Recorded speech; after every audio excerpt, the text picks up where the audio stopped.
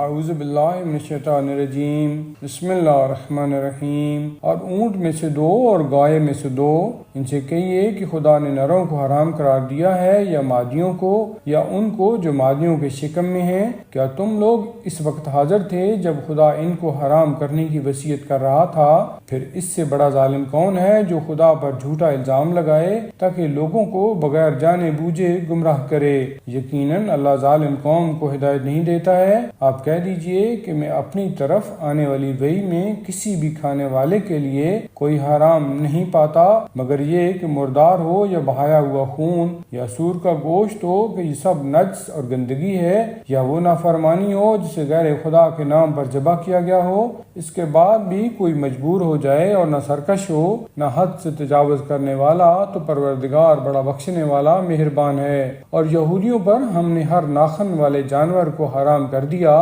اور گائے اور بھیڑ کی چربی کو حرام کر دیا، مگر جو چربی کے پیٹھ پر ہو یا آنتوں پر ہو یا جو ہڈیوں سے لگی ہوئی ہو، یہ ہم نے ان کو ان کی بغاوت اور سرکشی کی سزا دی ہے، اور ہم بالکل سچے ہیں۔ پھر اگر یہ لوگ آپ کو جھٹلائیں تو کہہ دیجئے کہ تمہارا پروردگار بڑی وسیع رحمت والا ہے، لیکن اس کا عذاب مجرمین سے ٹالا بھی نہیں جا سکتا ہے۔ ان قریب یہ مشرکین کہیں گے کہ اگر خدا چاہتا تو نہ ہم مشرک ہوتے، نہ ہمارے باپ دادا، اور نہ ہم کسی چیز کو حرام قرار دیتے۔ اسی طرح ان سے پہلے والوں نے رسولوں کی تکذیب کی تھی، یہاں تک کہ ہمارے عذاب کا مزہ چکھ لیا۔ ان سے کہہ دیجئے تمہارے پاس کوئی دلیل ہے تو ہمیں بھی بتاؤ، تم تو صرف خیالات کا اتباع کرتے ہو اور اندازوں کی باتیں کرتے ہو۔ کہہ دیجئے کہ اللہ کے پاس منزل تک پہنچانے والی دلیلیں ہیں، وہ اگر چاہتا تو جبراً تم سب کو ہدایت دے دیتا۔ کہہ دیجئے کہ ذرا اپنے گواہوں کو تو لاؤ جو گواہی دیتے ہیں کہ خدا نے اس چیز کو حرام قرار دیا ہے،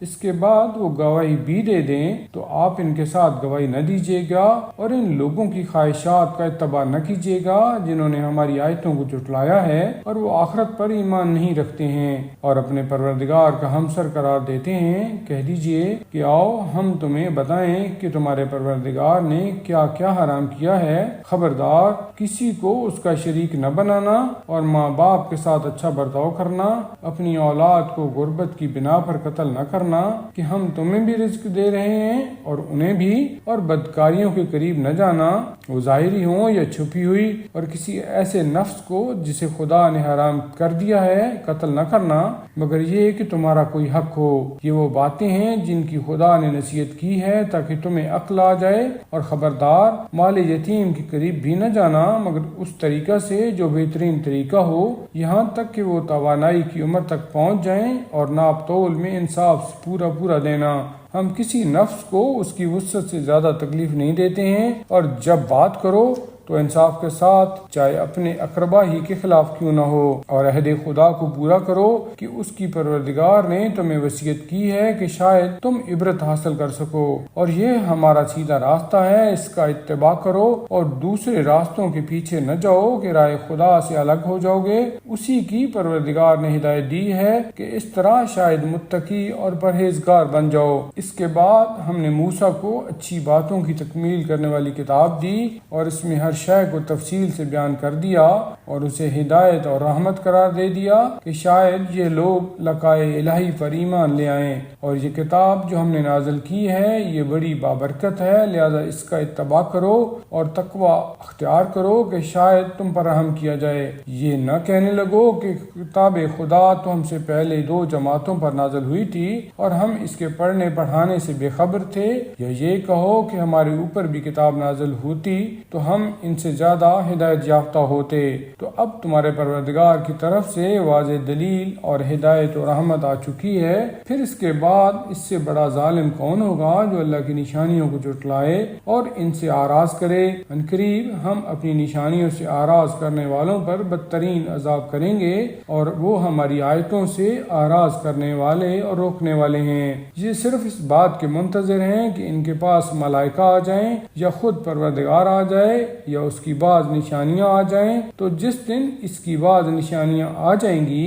اس دن جو نفس پہلے سے ایمان نہیں لایا ہے یا اس نے ایمان لانے کے بعد کوئی بھلائی نہیں کی ہے، اس کے ایمان کا کوئی فائدہ نہ ہوگا۔ تو اب کہہ دیجئے کہ تم لوگ بھی انتظار کرو اور میں بھی انتظار کر رہا ہوں۔ جن لوگوں نے اپنے دین میں تفرقہ پیدا کیا اور ٹکڑے ٹکڑے ہو گئے، ان سے آپ کا کوئی تعلق نہیں ہے، ان کا معاملہ خدا کے حوالے ہے، پھر وہ انہیں ان کے اعمال کے بارے میں باخبر کرے گا۔ جو شخص بھی نیکی کرے گا اسے 10 گنا اجر ملے گا، اور جو برائی کرے گا اسے صرف اتنی ہی سزا ملے گی اور کوئی ظلم نہ کیا جائے گا۔ آپ کہہ دیجئے کہ میرے پروردگار نے مجھے سیدھے راستے کی ہدایت دے دی ہے، جو ایک مضبوط دین اور باطل سے آراز کرنے والے ابراہیم کا مذہب ہے، اور وہ مشرکین میں سے ہرگز نہیں تھے۔ کہہ دیجئے کہ میری نماز، میری عبادتیں، میری زندگی، میری موت سب اللہ کے لیے ہے، جو عالمین کا پالنے والا ہے، اس کا کوئی شریک نہیں ہے، اور اسی کا مجھے حکم دیا گیا ہے، اور میں سب سے پہلا مسلمان ہوں۔ کہہ دیجئے کہ کیا میں خدا کے علاوہ کوئی اور رب تلاش کروں،